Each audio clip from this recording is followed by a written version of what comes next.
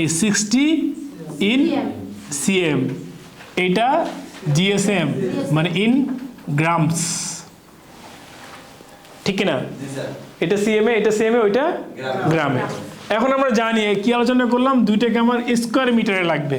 That means এই দুইটা আমার মিটারে আনা দরকার, এটাকে আমার মিটারে আনা দরকার। সো আমরা জানি 100 সেন্টিমিটার ইকুয়াল টু 1 মিটার, বুঝছেন? এই জন্য এই 70 সিএমকে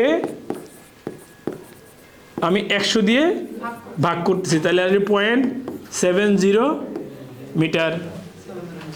এর আগের স্লাইডে এইটাই তো আলোচনা করলাম, বুঝতে পারছেন? তাইলে মিটার আসলো না? তাহলে এই যে এটাকে 100 দিয়ে ভাগ করলে এটা আসলো 0.70 মিটার, এটাকে 100 দিয়ে ভাগ করলে এটা আসলো 0.60 মিটার। তো মিটার মিটার গুণ করে আসার কারণে আসলো আমার স্কোয়ার মিটার, বুঝছেন?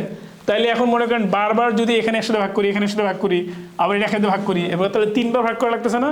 ওই 3বার ভাগ না করে আমি চাইলে একবারে এই 1 কোটি দিয়ে ভাগ করলেই হবে, বুঝতে পারছেন? মানে তাহলে আমার ওই দুটাকে আলাদা আলাদা করে ভাগ করার প্রয়োজন নাই। আর আপনি যদি চান যে নিচে 1 কোটি দিব না, আমি 1 কোটি বুঝি না, আপনি 3টাকে 3বার আলাদা আলাদা ভাগ করলে একই অ্যান্সার আসবে, বুঝতে পারছেন? গুড। আর কোনো কোশ্চেন? নো, ওই পারে আসতেছি।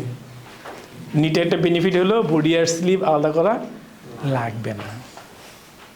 ওই পার্ট আমার নেক্সট ফেজ, আমি এর আগে আপনার কোশ্চেনটা করে ফেলছেন। এগুলো সবাই ক্লিয়ার? ওকে, আসেন এবার উনি যে কোশ্চেনটা করছে সেই ফেজে আসি। এটা খোলা যাবে? টি শার্ট নিয়ে আসেন তো, এইটা আছে।